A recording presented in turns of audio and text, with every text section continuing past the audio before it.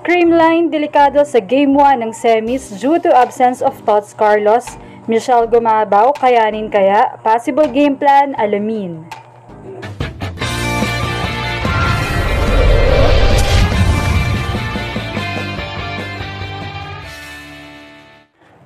Kamakailan nga lamang ay kinumpirma na ng Korean Volleyball Federation o KOVO ang muling pagbubukas ng 2024 KOVO Women's Asian Quarter Tryout. Sa pangalawang pagkakataon ay muling nagpasinaya ng ganitong tryout ang nasabing organisasyon. Gaganapin nga ang tryout sa Hala Gymnasium and Sun Hotel in Jeju mula April 29 hanggang May 1.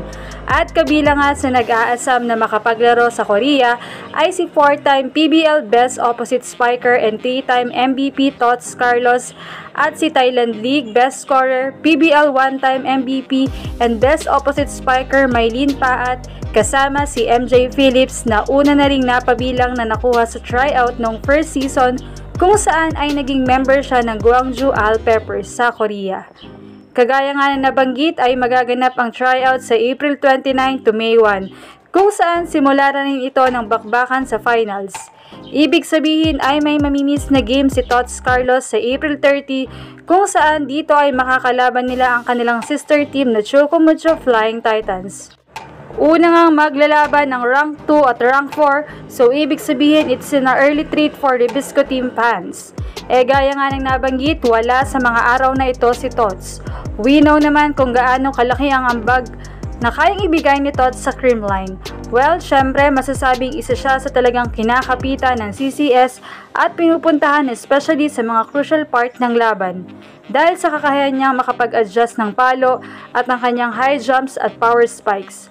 Kaya naman alanganin ng Creamline at malaking challenge ito sa kanila dahil wala ang kanilang isa sa mga star players.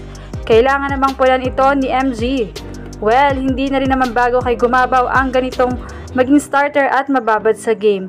Multi-awarded din ito at naging 3-time best opposite hitter din siya.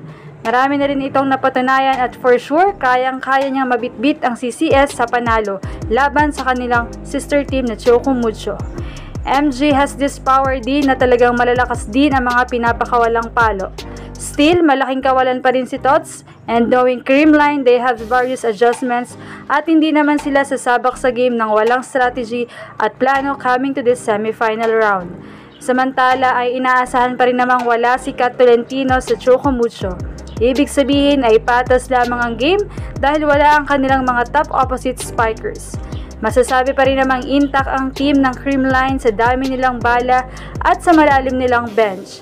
Samantala ay mamimiss din ni Mylene Paat ng game since ang Final Four nga ay may laro lahat sa April 30 as well as MJ Phillips na kababalik lamang sa Pilipinas na naka-line up pa rin sa Petrogas. Anong masasabi niyo rito? Leave a comment below. Thank you for watching and don't forget to subscribe.